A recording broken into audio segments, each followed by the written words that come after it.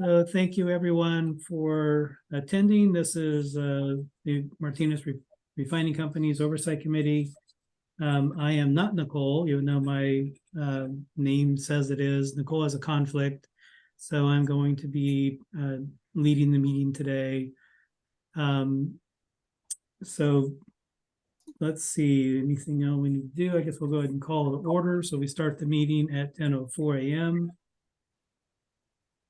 Just a reminder for any members of the public, we are going to be taking public comments, but that's at the end after we have our discussion. I'm going to share our agenda.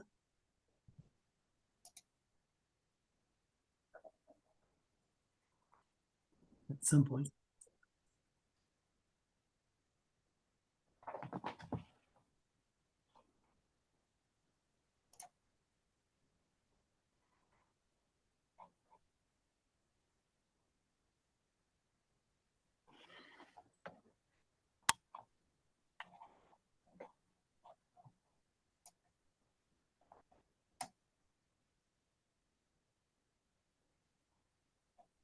Hopefully that has started. So today we're going to be discussing the things that are identified in the agenda. The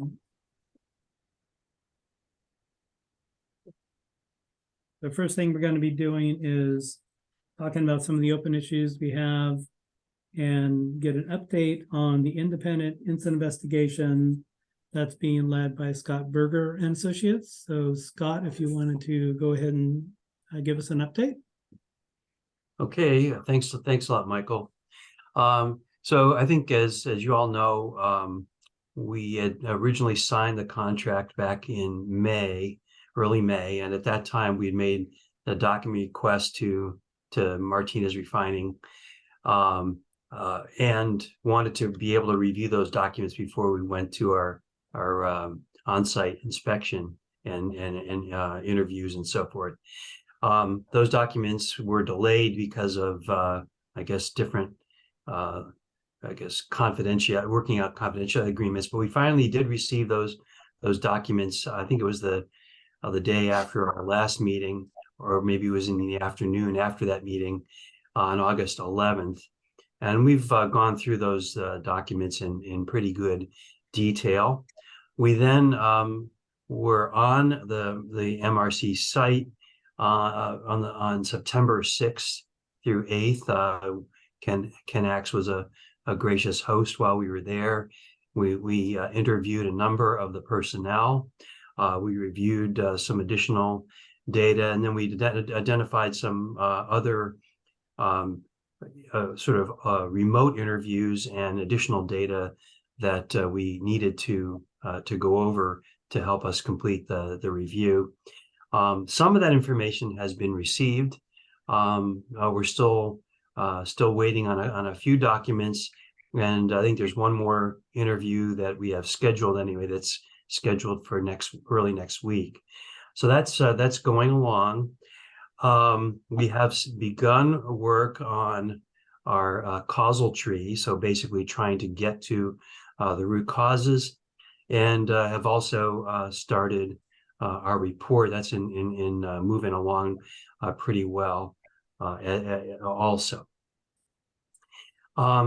As far as work to be done, we obviously are waiting for the remainder of the information and follow-up discussions with MRC.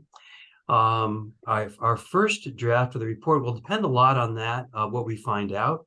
It could be pretty quick after that, or it may take a while to chew through the information that we get, but certainly we would expect to have the report to the Oversight Committee before our next meeting.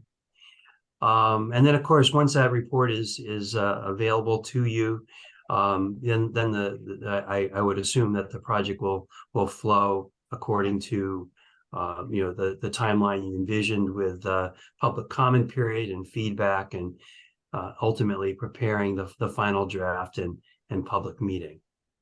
Anyway, the project is moving along, and if there's any questions, I'm happy to take that.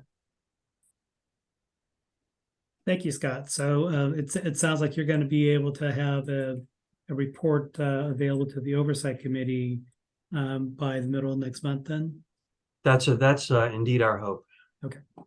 Tom, I saw you had a question. So are you getting access to the MRC employees in kind of a safe space where they can talk with you and feel comfortable doing so? I believe so. I think the people that we talked to in general were forthcoming.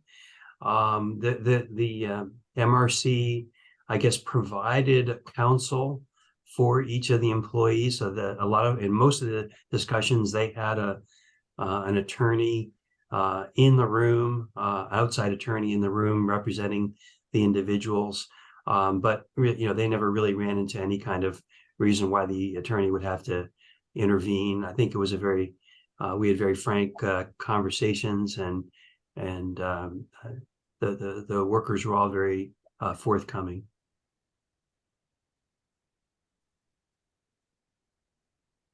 Any other members of the Oversight Committee have any questions for Scott or Tim?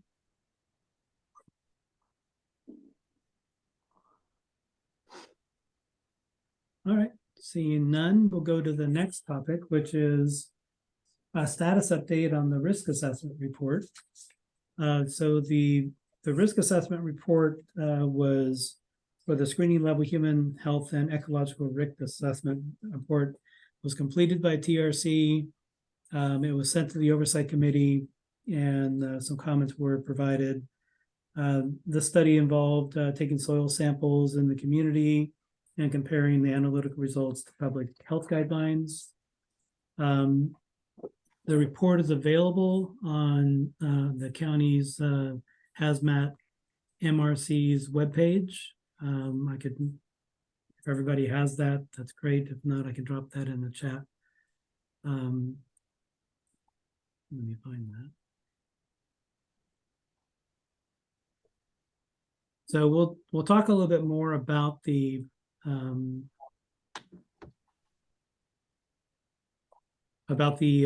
risk screening situation. We're going to talk about that in a new business.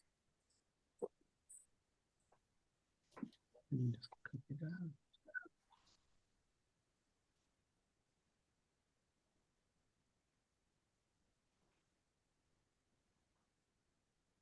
Any questions on just the status of the risk assessment report?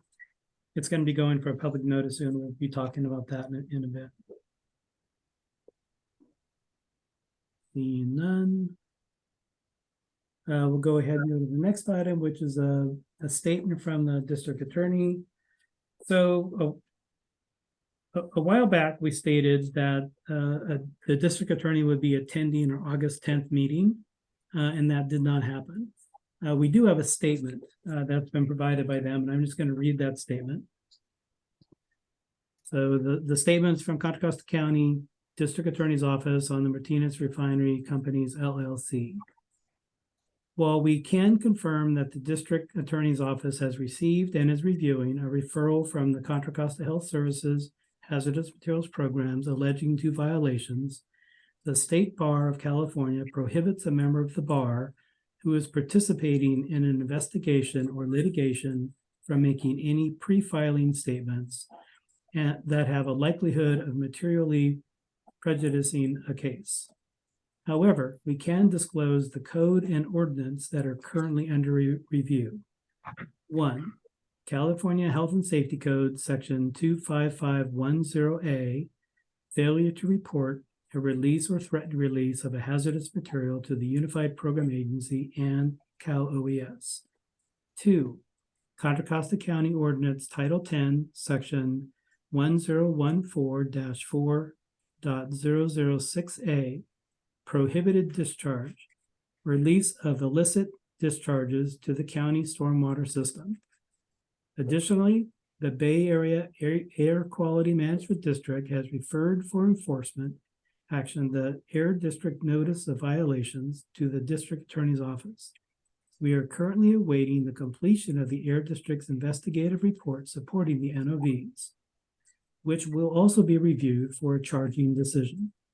The violations received to date are alleged against the Martinez Refining Company LLC and not any individuals. That was the statement that was provided. Anybody have any questions for the Oversight Committee on that? Yeah, Michael, give us the ordinance again slowly. Yeah. So the two ordinances that quoted is the California Health and Safety Code, section 25510A. And the other one is did you get that? Yeah. The second one is Contra Costa County Ordinance, Title 10, section 1014-4.006A. Thank you. You're welcome.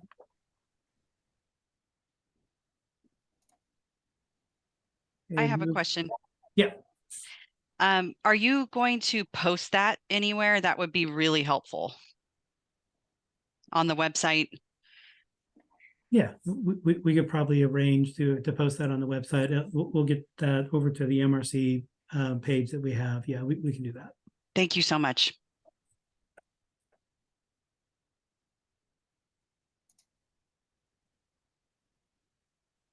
All right. Now the next thing we're going to do is go to the new business section of our agenda.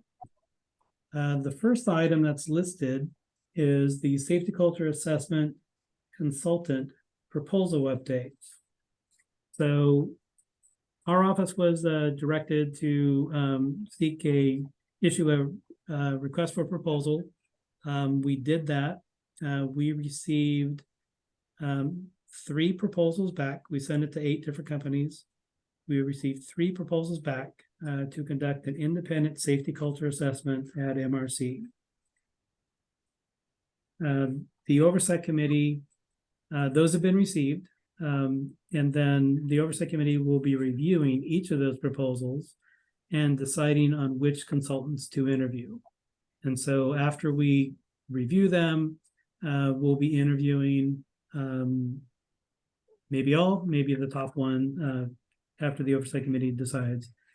Then after the interviews, the Oversight Committee will make their determination on who they want to decide as the winner.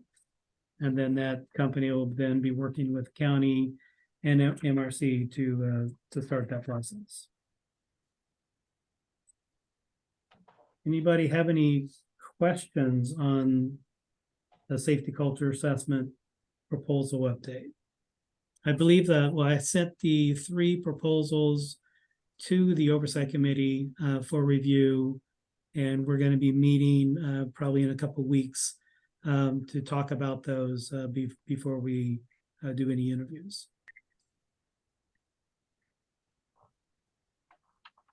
Nobody had questions on that? All right. So the next thing we're going to be talking about the timing of the public notice of the risk assessment report. So as I mentioned before, TRC did issue their risk assessment report. We have that posted. We started what's called a 45-day public notice on August 28th. That public notice ends on October 12th. Next Monday, we have a public meeting that's going to be presenting that report, as well as accepting any comments.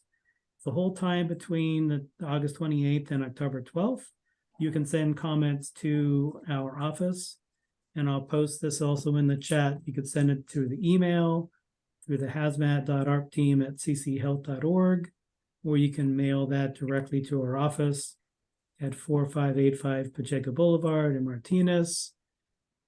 And you can send that to the attention of myself, Michael Dossi. I'll put that in there as well.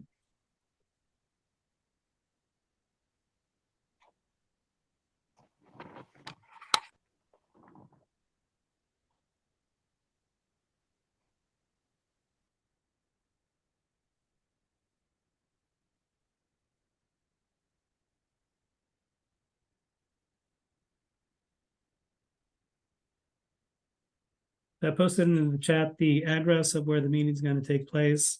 It's going to take place at 1025 Escobar Street in Martinez. That's the new county's administration building.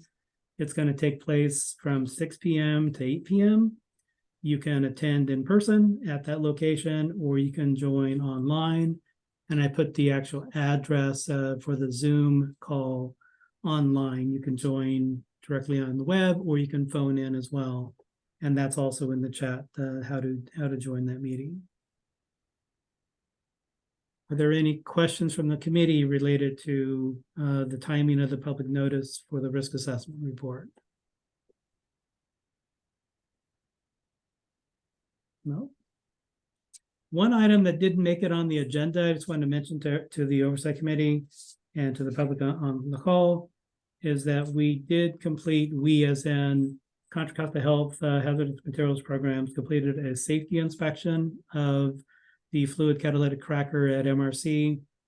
That report is now available at the MRC webpage that we have. That was the first link that I posted on the chat. So it should be available this morning.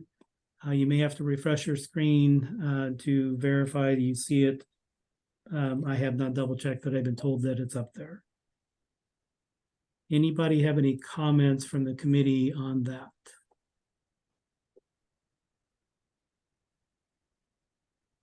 All right. Next on the agenda is going to public comments, but before we do that, I just thought I'd check with the Oversight Committee. Is there anything the Oversight Committee members have to question or comments before we proceed to public comments?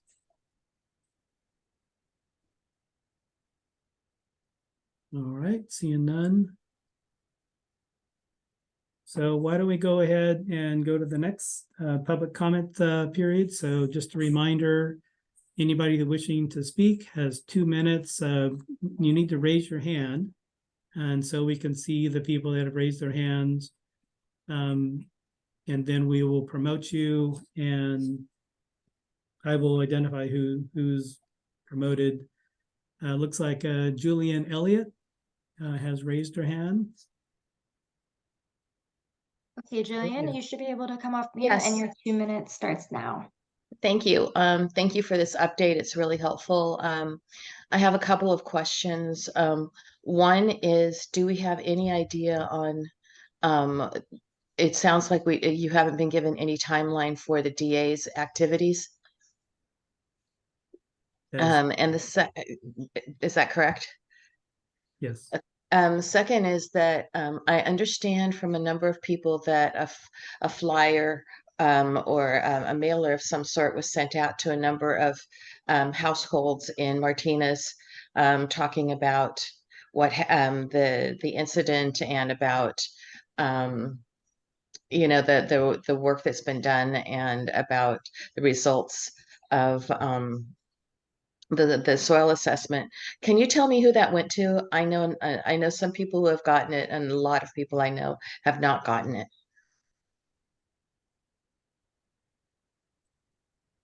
I'm not aware of the addresses. I do recall that in our county system, there was a study done that sent an information packet to those people that they had in their listing of address. And I'm not sure if you know, Matt, any further information on where those addresses or how that was determined or not. But if you don't, Matt, then that'd be something we'd have to find out.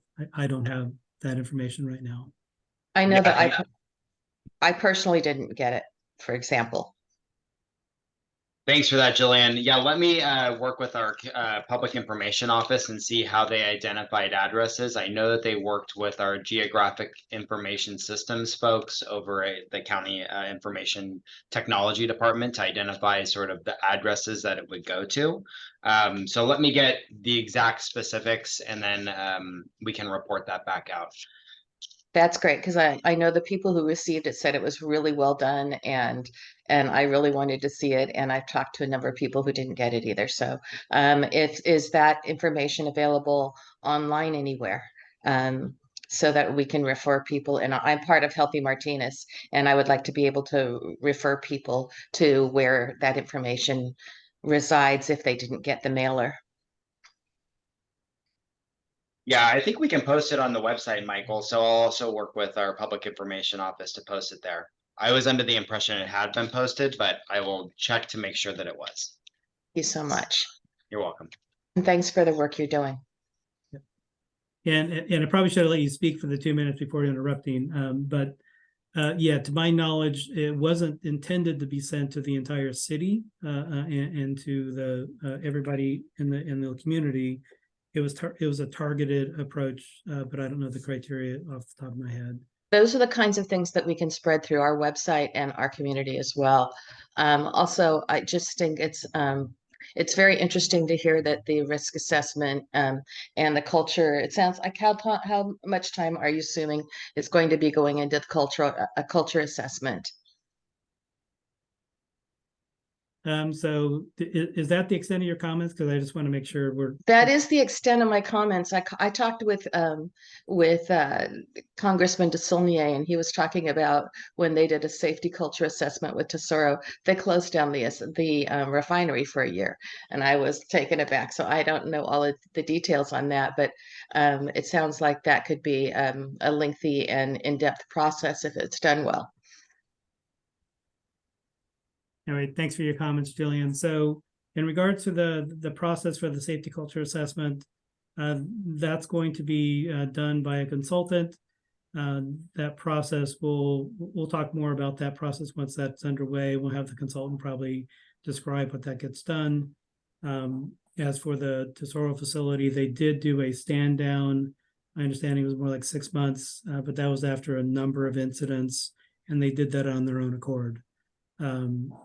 Based on a lot of different factors. The next person I see with their hand up is Maureen Brennan. So if Kayla, you want to promote her? Sure, Maureen, you can go ahead and come off mute, and I'll start your 2 minutes now. Hi, thank you. I am interested in the new business, letter A, that you're soliciting consultants to do an independent safety assessment. I'm curious, that leads me to believe that MRC previously did not have a safety culture assessment. Is that a true statement?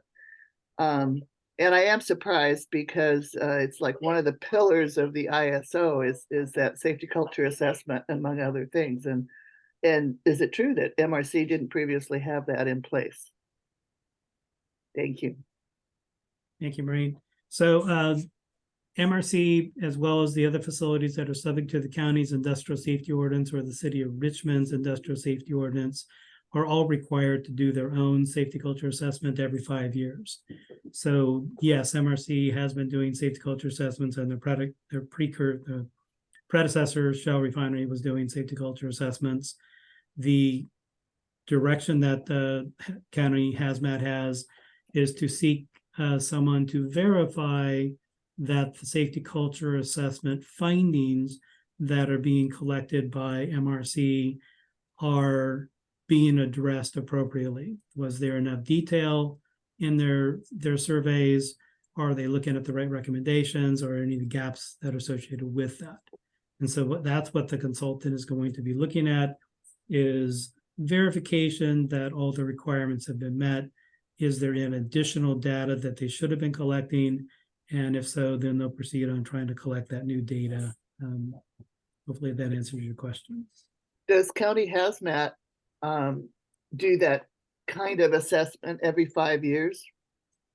So our department, we inspect and audit our facilities every 3 years. So every 3 years we go through. About 20 seconds.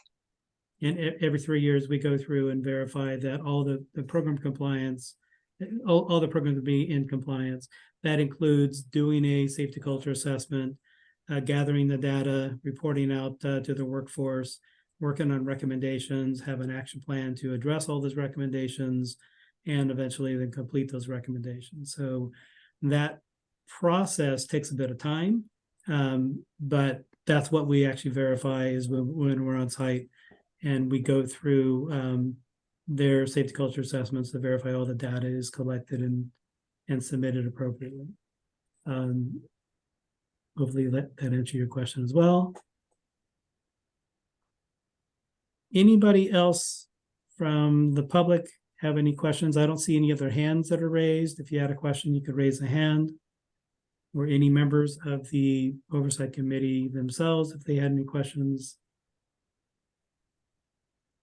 Michael, can you Yeah. promote Kim McCarl, our public information officer? I think she has information regarding the mailer that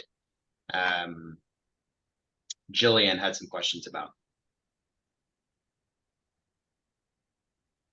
Additionally, I see Kent Hall in the in the attendees. Oh, thank you.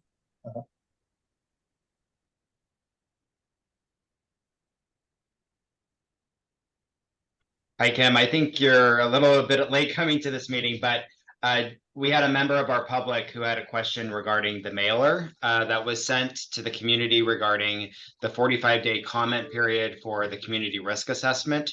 I think they asked that we post it to our website. And then the second is there was a question about which audience got targeted, which communities received the mailer. So maybe you're able to answer those. Yeah, so a couple of detail and there might be, you might have some questions that I'll have to get back to you on, but just a kind of a broad overview. So the mailing went to 16,457 addresses in Martinez and surrounding unincorporated areas, including Pacheco. The addresses were pulled from assessor parcels in the zip code field of 94553. There was no distinction between residential versus commercial properties. There were some Briones addresses, other incorporated addresses, Pacheco addresses. Vacant lots were removed from the address list. And yeah, that's the detail I have at hand. Is that helpful? Are there other questions about that I can answer? The actual flyer that was sent out, is that something we have posted yet on the MRC webpage that we have? I am not sure. I can check on that, and if not, we certainly will get it posted. I think it's there, but I'll have to check. That'd be great if we could. And if it's not, that'd be great if we could post that. Thank you, Kim. I have a question. Yes, Tony. Was that mailer sent to the committee, the Oversight Committee? I don't believe that mailer was sent to the committee. If your address is in those parameters that I just described, yes. You also would have gotten the same information in the form of an email because you're part of that email group that we get distributed to. So the flyer went out via snail mail, as we like to call it. But the same information went out to the email group that we've created that people opt into for this group. And I think all of the community members, I'm pretty sure, were automatically opted into that email group. So you should have gotten it via email. I don't recall seeing the flyer. Maybe that's just me, but certainly the committee should get any documentation, any information that goes out to the community. The Oversight Committee should have that information also. Yeah.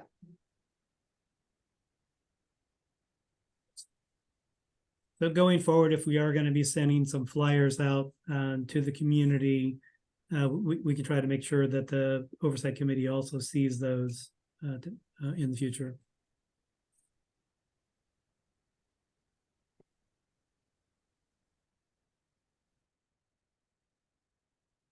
Okay, I don't see any more hands raised for the public. Are there any comments from the Oversight Committee or any additional comments from the public?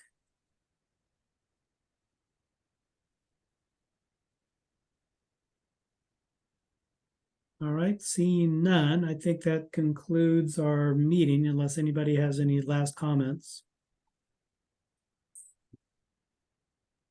Next meeting schedule, Michael, is in October. I'll say yes. but I don't know what that schedule is. I'll have to look into that and get back to everyone. So with that, I'll go ahead and bring this meeting to a close. I appreciate everybody's time. The time is 10:34. We're going to bring an end to the meeting. Thank you very much. Thank you, Michael.